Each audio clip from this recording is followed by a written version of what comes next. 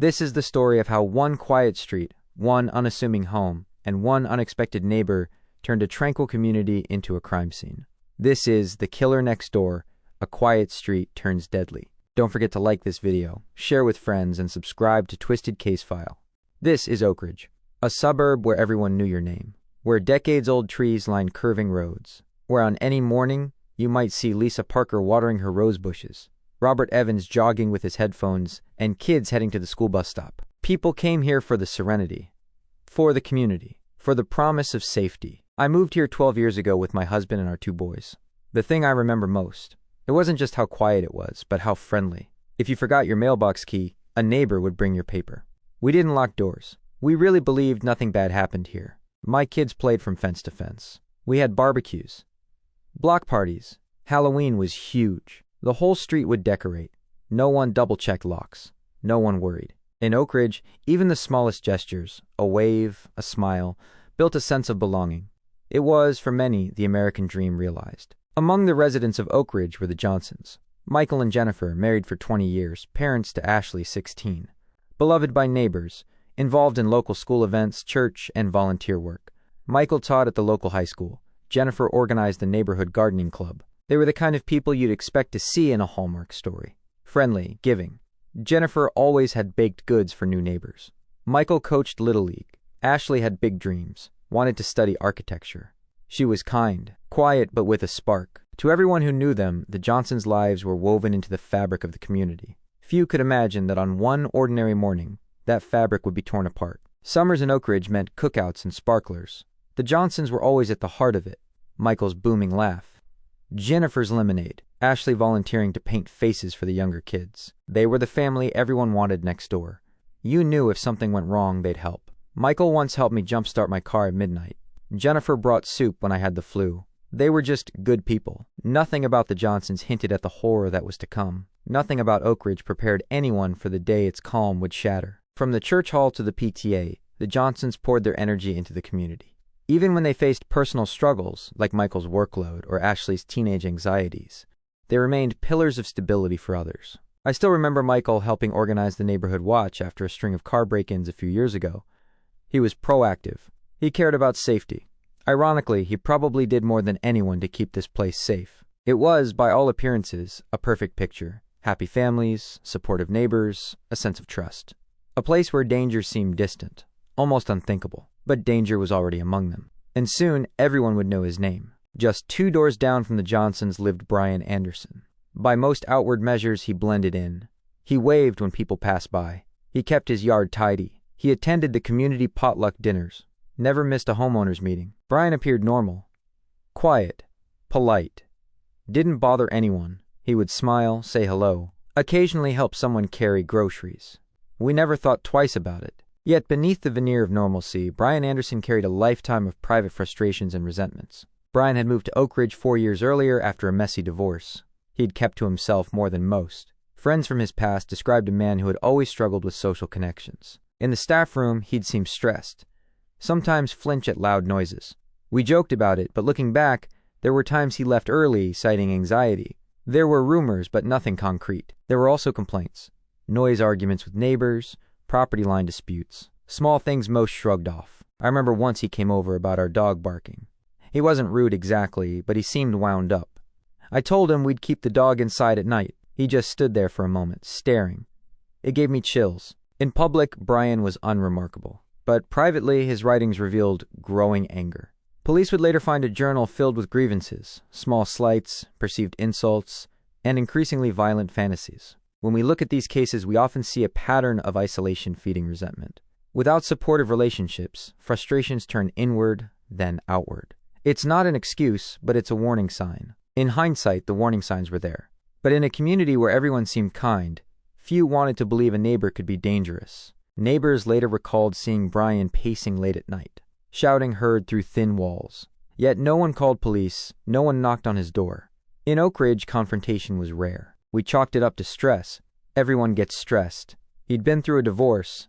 We didn't want to be nosy. We didn't think it was our place. But behind his drawn curtains, a decision was forming. One that would shatter the illusion of safety forever. On the morning of September 14th, what began as any other day in Oak Ridge ended in tragedy. At approximately 6:45 a.m., police received a 911 call from a panicked neighbor reporting screams from the Johnsons' home. Dispatcher, 911, what's your emergency? Caller, there's someone shouting upstairs. I think someone's hurt. Please, hurry. Dispatcher, where are you calling from? Caller, 23 Willow Drive. Officers were dispatched immediately. The street that had always felt safe would, in minutes, become a crime scene. Within minutes, Oak Ridge police and paramedics arrived. Their initial reports described significant evidence of violent struggle and multiple victims. It was chaos. We had 2 deceased adults, 1 teenage girl alive but gravely injured. There was blood, broken furniture, and yet no signs of forced entry.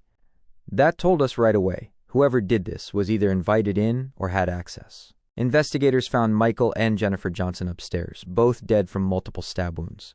Ashley, just 16, was discovered hidden in a closet, bleeding but alive. She was barely conscious, whispering, "He's still here," over and over.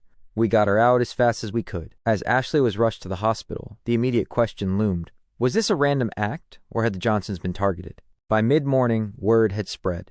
Residents of Willow Drive gathered in disbelief, clutching coffee cups, shaking heads, whispering questions no one could answer. I remember just standing there, Jennifer and Michael gone, Ashley in the hospital? How? Why?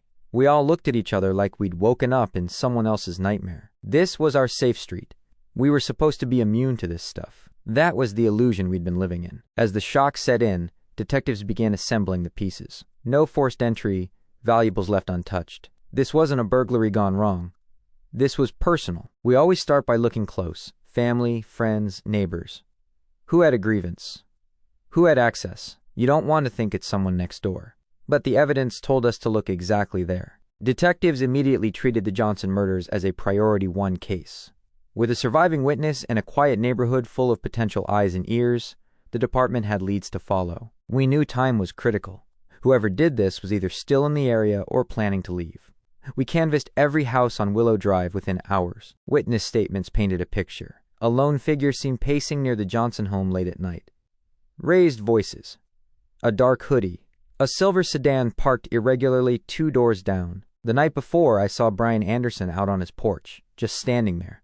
He looked agitated, but I didn't think anything of it. Now I can't stop thinking about it. Forensic teams recovered fingerprints, a bloody shoe print, and most damning DNA under Michael Johnson's fingernails. It matched a neighbor, Brian Anderson. We ran it twice. The profile came back the same. There was no mistake. This was someone the Johnsons knew, their next-door neighbor. On September 17th, 3 days after the murders, detectives moved in. Brian Anderson was arrested without incident in his driveway as he prepared to leave for work. We watched from our windows. He didn't resist. He just looked blank, like he knew this was coming. A search of Anderson's home uncovered the murder weapon, clothing matching witness descriptions, and pages of writings detailing his anger at the Johnson family and others. He had planned it. He wrote about making them pay. It wasn't random. It was premeditated. The arrest brought relief, but also devastation. The killer wasn't a drifter or stranger. He was one of their own, a man they'd greeted, trusted, even shared meals with. We all felt betrayed. How could we not have seen? How could someone we waved to every day be capable of this? With Brian Anderson in custody and overwhelming physical evidence, prosecutors prepared one of the county's most high-profile murder trials. But for survivors like Ashley, the legal process was another ordeal. We had a rock-solid case, DNA, eyewitness testimony, a confession journal. But we also had to protect Ashley. She was the only surviving witness, and she was a minor. We worked to minimize re-traumatization. Anderson was charged with 2 counts of first-degree murder and 1 count of attempted murder for the attack on Ashley. The indictment cited premeditation, use of a deadly weapon, and, quote, depraved indifference to human life. It was standing room only. This wasn't just another case. It was the case. People lined up outside for a glimpse of the man who had shattered Oak Ridge's sense of safety. The prosecution called forensic experts, neighbors, and paramedics. They walked jurors through every detail, from the shoe print to the knife to the journal entries spelling out his grievances. We had to explain to the jury how each piece fit together. It wasn't a mystery who did it.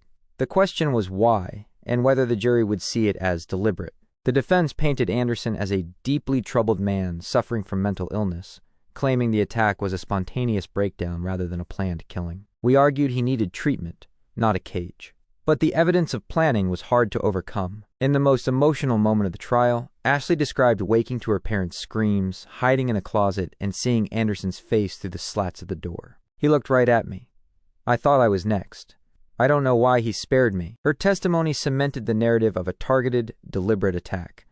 Jurors wiped away tears. After only 4 hours of deliberation, the jury returned a unanimous verdict, guilty on all counts. You could feel the air release from the room. People were holding their breath.